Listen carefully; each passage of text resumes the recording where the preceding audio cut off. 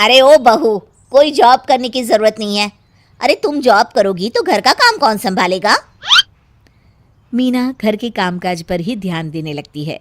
सुमन भी उसे काम पर लगाए ही रखती है। इधर शीला कुछ ज्यादा ही वक्त कॉलेज में बिताने लगती है। अरे इतनी रात हो गई, कहाँ थी तुम बेटा अब तक? फोन भी नहीं लग रहा था तुम्हारा। माँ वो हमारी एक्स्ट्रा क्लासेस चल रही है ना, और फ़ोन की ना बैटरी ख़त्म हो गई थी। अरे तो किसी और के फोन से इन्फॉर्म कर देती। माँ और मुझे कितनी चिंता हो रही थी। धीरे धीरे शीला रोज ही देरी से घर आने लगती है। कभी पढ़ाई का बहाना बनाती तो कभी कुछ और। देखो शीला, इस तरह चला तो मैं तुम्हारा कॉलेज बंद करवा दूंगा। ऐसा मत बोलिए ना, मैं समझाती हूँ इसको। मीना शीला को समझाने की कोशिश करती है, मगर वो उल्टा उसे ही झाड़ देती है। शीला, इस तरह घर रोज लेट आना अच्छी बात नहीं है। मुझे मत सिखाओ, बहू हो तो बहू के जैसे रहो। अरे मगर मैं तुम्हारी भलाई के लिए बोल रही हूँ ना शीला। दाल में कुछ तो काला है, मुझे पता लगाना पड़ेगा। मीना अपना डिटेक्टिव वाला दिमाग लगाने लगती है। वो शीला की एफबी और इंस्टा प्रोफाइल्स को अच्छे से चेक करती है और उसको शक हो जाता है कि शीला का चक्कर किसी साहिल नाम के लड़के के साथ चल रहा होता है। वो शीला को समझाने की कोशिश करती है। शीला, वो लड़का अच्छा नहीं है, उसे छोड़ दो तुम। मेरे मामले में ज़्यादा घुसने की कोशिश मत करो। वैसे भी मैं उसको भैया और माँ से मिलाने ही वाली थी। हाँ, थोड़े दिन बाद शीला का बीएफ साहिल अपने पिता के साथ उसका हाथ मांगने आ जाता है। मैं शीला से बहुत प्यार करता हूँ और उससे शादी करना चाहता हूँ। जी, मेरा बेटा और शीला एक दूसरे को अच्छे से जानते हैं।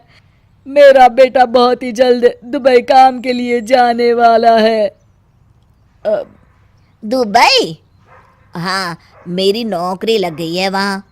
अगर आप लोगों को ऐतराज ना हो तो हम इन दोनों का रिश्ता कर देते हैं। सीमा दुबई का नाम सुनकर प्रभावित हो जाती है और योगेश से सलाह मशवरा करके रिश्ते के लिए हाँ बोल देती है। अजी, अब जब बच्चों ने एक दूसरे को पसंद कर लिया है तो हम कौन होते हैं मना करने वाले? आप तो उसके दुबई जाने से पहले ही शादी तय कर दीजिए। हे भगवान, क्या हो रहा है ये सब? बस दुबई का नाम सुनते ही माँ जी उनकी बातों में आ गई। मुझे ही कुछ करना पड़ेगा। अब सुनिए जी, आपको नहीं लगता माँ जी ने रिश्ता तय करने में जल्दबाजी कर दी है? हाँ, सो तो है। बस मुझे तो ये लग रहा है कि हमें पहले लड़के और उसके परिवार की अच्छे से जांच पड़ताल करनी चाहिए। तुम माँ के फैसले पर शक कर रही हो मीना? नहीं नहीं जी, मेरा वो मतलब नहीं था। तो और क्या मतलब था?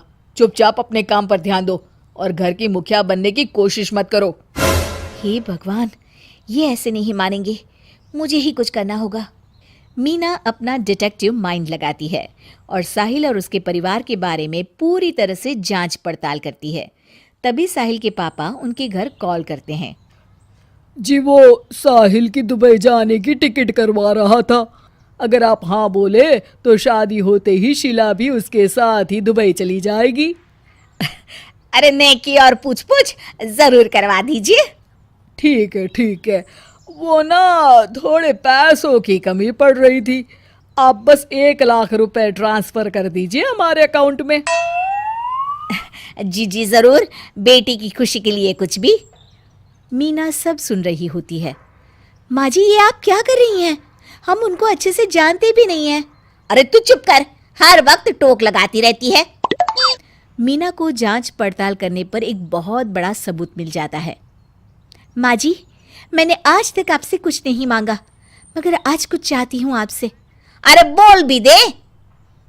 वो मेरी एक दोस्त है ना जिसका नाटक है, मैं चाहती हूँ आप सब भी चले वो देखने। अच्छा, बस इतनी सी बात? ठीक है।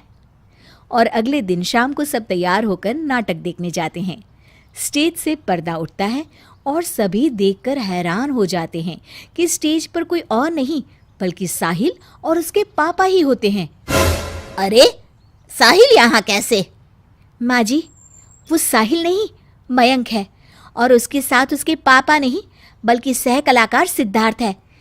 जिसे वो अपना पापा बनाकर हमारे घर ले आया था, और वो नाटक कंपनी में ही काम करता है। वो साहिल बनकर आपको चीट कर रहा था। हे भगवान, अरे अरे ये सब क्या है?